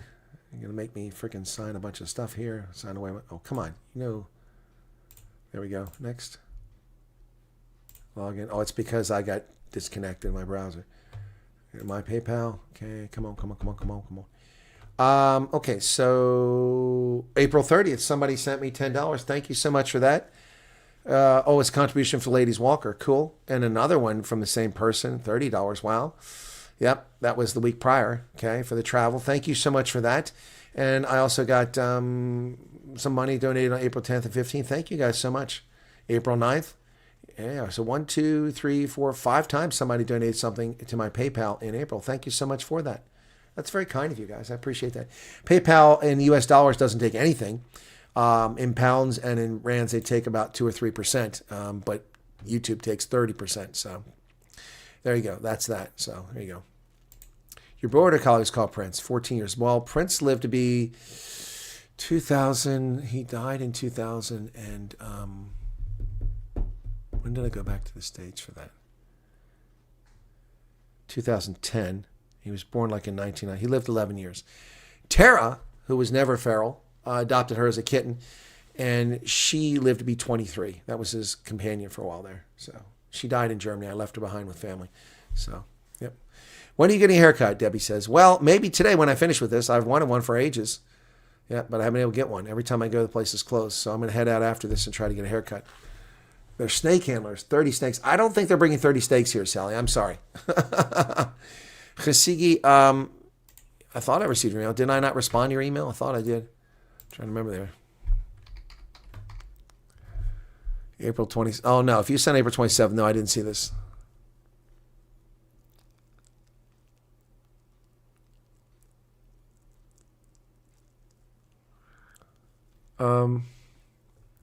Yeah, and Sigi, in that case, there's not really much to do right now. All right? Unfortunately, I have to wait a bit. Redistricting in some states will help Republicans retain the House. I think it will, but I think it's wrong. This gerrymandering is morally wrong. I've always said so by both sides. What will it mean for big ticket items? Well, it might mean the defense budget has to be negotiated for a long time. Cats young, healthy, and my unofficial support animals. I think I'd be a basket case. Well, yes, and I don't mean to be callous, Karen, but there are lots of cats on the planet, and I know you love your cats, but you can always get a loving cat on this side, too. Don't have PayPal. Thank you, Steve. Appreciate that. Snakes on a plane. You're welcome, Candace. Yeah, snakes. Okay, I'm going to close the poll. Let's see what you guys come up with. Expired, yep. 18% say that Trump's clock has run out. 31% say no, the ceasefire stopped things. And 50% say Trump will use another mechanism. That's my argument. He'll use another one. He'll continue the war if he needs to. That's my thought. It's not worth to create a PayPal in South Africa. You can't link a U.S. bank account. Yeah, just do it in the U.S. Dad died in your arms, Garrett. Sorry to hear that. You want a beard trim? I trim my beard all the time. Poll looks pretty balanced. Yeah, it does, Vanessa. That was pretty. I mean, I like that. People, balance responses. It's we ask for your opinion. That's what you're giving your opinion. So thank you for that. Really appreciate it. Yep, it's awesome. Our two cats are 11 and fit, greedy beggars, Boudica and Messi. Boudica, after Queen Boudica of the Iceni, who defied the Romans. Did send you an email. It says, Haley. Here, I'm on.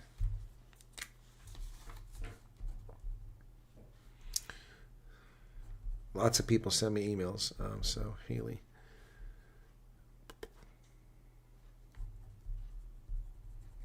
Okay. Right. We've been at this for almost 2 hours. Wow.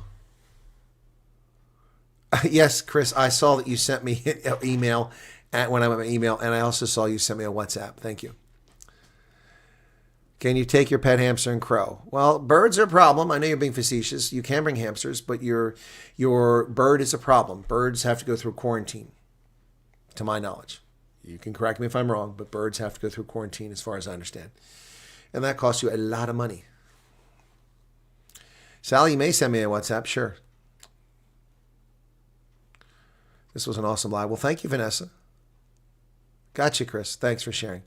Chris set up my Opiplas, which was the largest meet and greet I've ever had. So very grateful for Chris for setting that up. Although he should have weeded out the press. Android Megtech says, appreciate everything you do. Thank you for your insights. You're very welcome. Sorry I sent an email when you said you will look into my case, but if you say I need to wait a bit. Yep. Okay. Apologies, Colonel. I sent you an email when you have time. Claudette.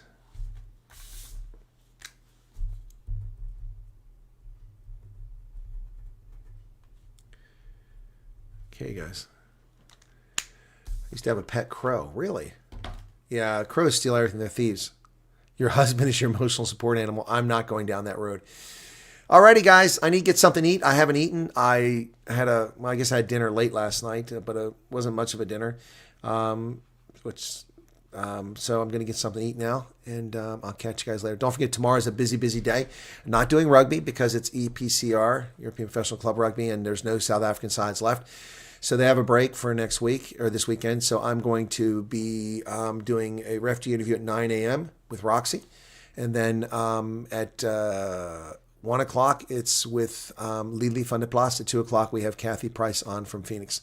All right, you guys take care. God bless. Thank you all for your support. And thank you for the likes. Did we get any more likes? Did we stop at 362? No, we stopped at 362. That sucks. I thought we'd get more likes. All right, but almost 3,000 viewers. Thank you all so much for that. Have a lovely evening. Take care and be well. And I will catch you if something breaks later today, otherwise tomorrow. Cheers. Or tonight, night owls. Cheers.